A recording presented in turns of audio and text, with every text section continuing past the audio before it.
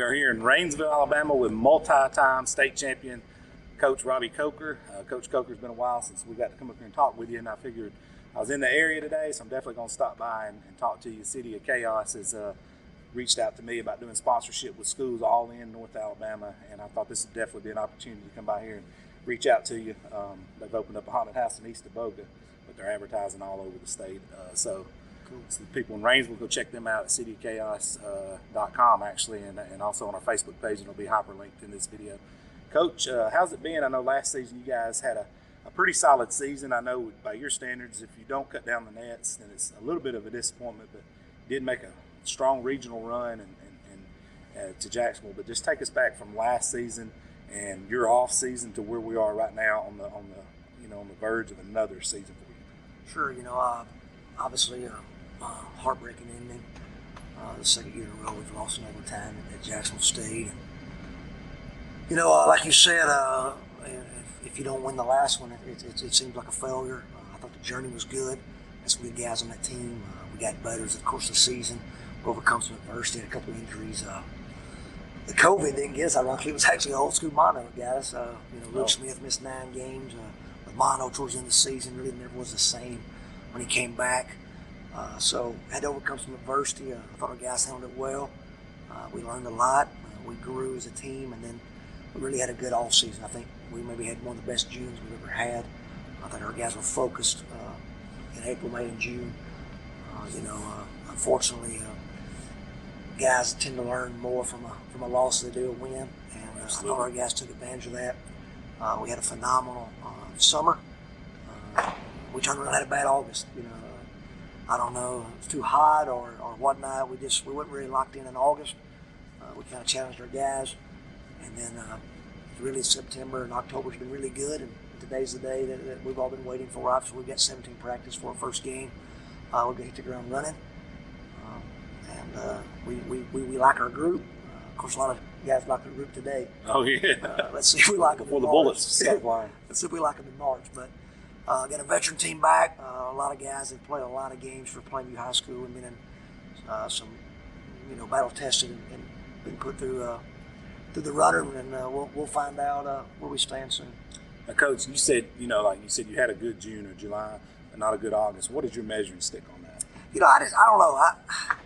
It's just a feel. I may be paranoid. I just felt like June was really good. We were locked in. We played all over the South. We finished up in Tennessee. Went and played Powerhouse Blackman at third place, and then went to Innsworth and played the last 2 games. And we just finished really strong. We were very, very unselfish. Played really hard.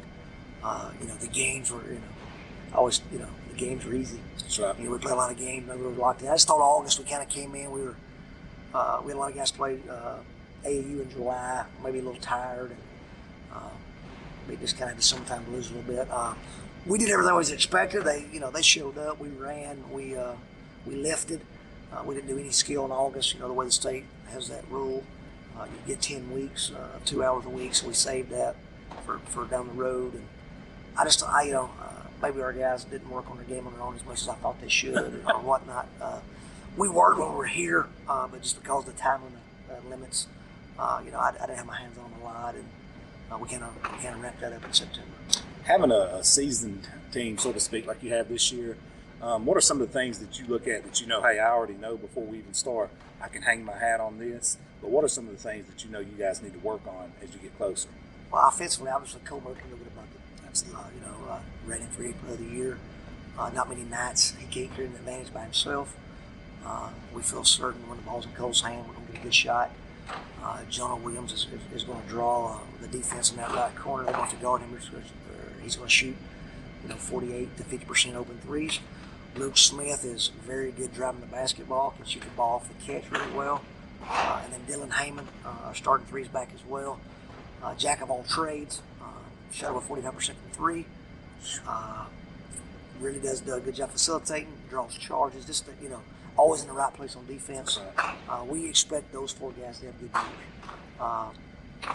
On the flip side, you play 5 guys in basketball, we want to play 10. That's right. And who is our 5th best player to who is our 10th best player is different every day.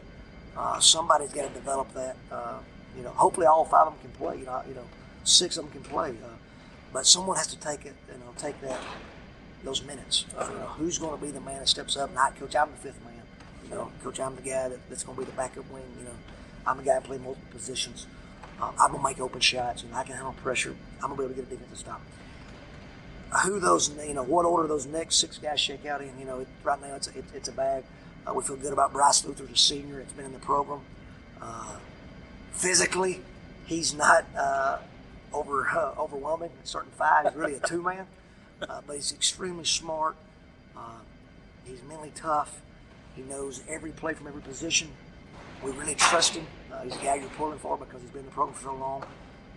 We've got a couple sophomores, Tyrone Griggs. He's a basketball junkie. He's been in the gym his whole life. He's got to take that next step. He's got to gain some confidence. I believe in Ty. Ty's got to believe in himself and figure out his role. Owen Wilburn comes from the B team. Athletic, could be our best defender. And ostensibly he's got to get a little more confidence in himself and figure out what we want him to do. And then Landon White's another sophomore that 6'6", 195 pounds, can make the 3, can jump there and dunk it. Physically, he's the guy that needs to be good for us. They're going to be sophomores. They're going to be nights they play like sophomores, but the reality is they've been in our program now for 4 years. They should be ready.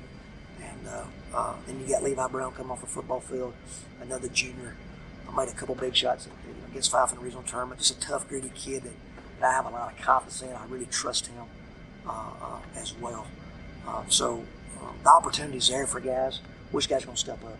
If you're practicing against Plainview every day, you're going to be pretty seasoned when it does have your number get called, right? Obviously, we think strength in numbers. We think iron sharpens iron. Absolutely. We get after in practice.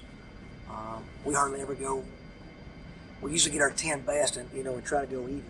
So we try to make it even.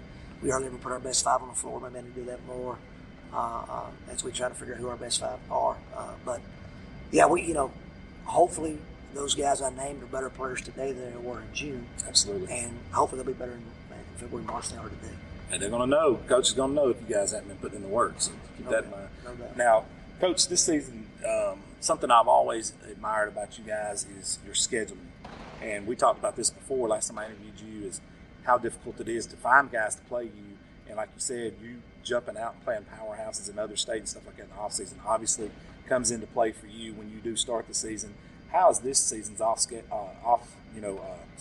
look for you as you're coming into this season? I know you always try to schedule up. Talk about that a little bit. Yeah, the schedule's maybe crazy. It's ridiculous. Everybody that's seen it is kind of saying, golly, Coach, you couldn't get Alabama to play you. I thought AKA UAB for home and home, and we couldn't get him to come here either.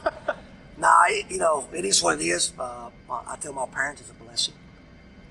I was, when we got here, anybody would play us. Yeah. And if it comes between, having an easy schedule or having great players, give me great players. Give me great players. And so when you have good players and you have success, scheduling becomes an issue. The reality is we have no choice. Right. I'd love to tell you I picked that schedule. It really I called everybody I had and tried to figure it out. And I think the last game we added actually was we're playing Enterprise on a Saturday at Spain Park. For people who don't know Enterprise, a lot of people think it's the favorite to win the 7A state championship. Yeah. And I just got to reach out to the guy through, and he needed games because of his location. You don't think about Enterprise, where they're located. It's hard for him to get games. That's right. Where we're located, it's hard to get games, and it ain't all negative. I don't want to act like I'm calling people out for not playing this. I get it.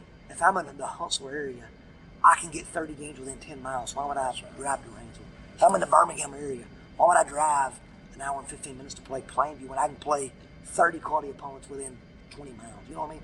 Right. It's not, it's just the reality of our location, a lot of it. But it's going to be fun. We open up a Huntsville here on a Tuesday. We go to 7A Huntsville. 7A Huntsville on a Tuesday. We go to Austin, 7A on Thursday. I think we go Monday at Westminster, who people think would be really good in 4A, obviously Division I player. And Oxford on Thursday, Gadsden City on Saturday, 2 road games. And we come home for our Thanksgiving, which we get Columbia, Georgia, who finished second in 3A last year with them all back. and I think it's West Morgan who's obviously got a really good team in 4A as well. That's their first 7. I don't even count Pinson Valley, at Baylor, Hueytown, Midfield, Fairfield in their Christmas tournament.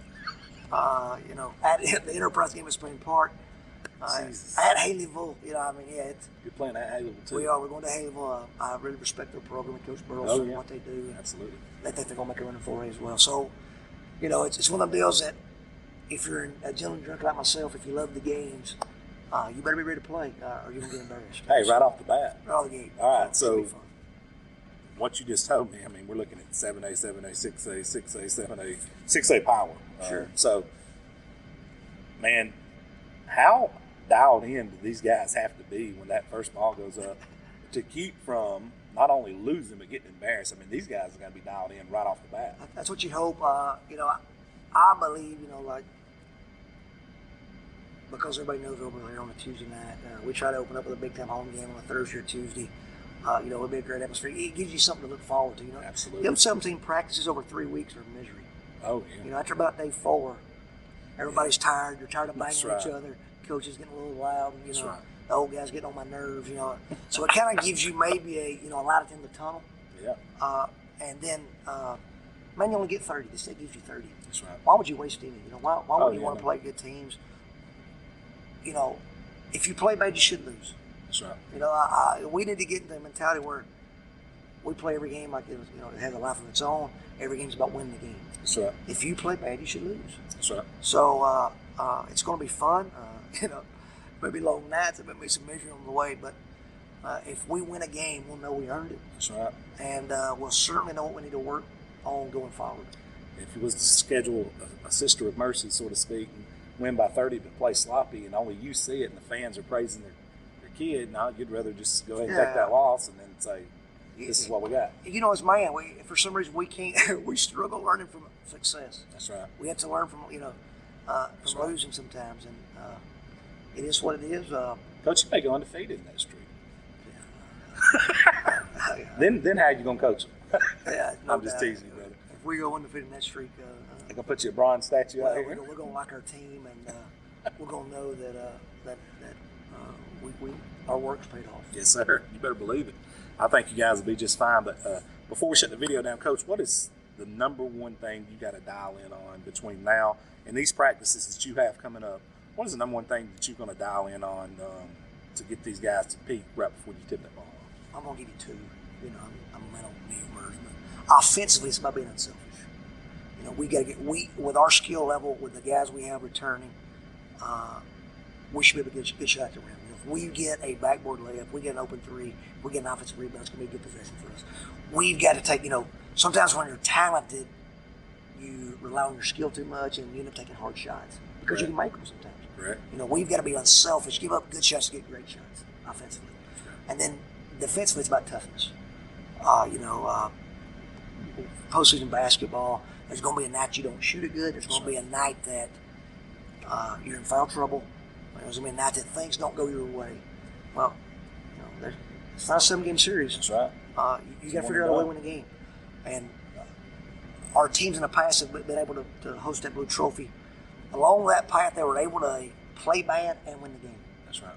And I don't know if you remember, we played American Christian that first year down at Birmingham.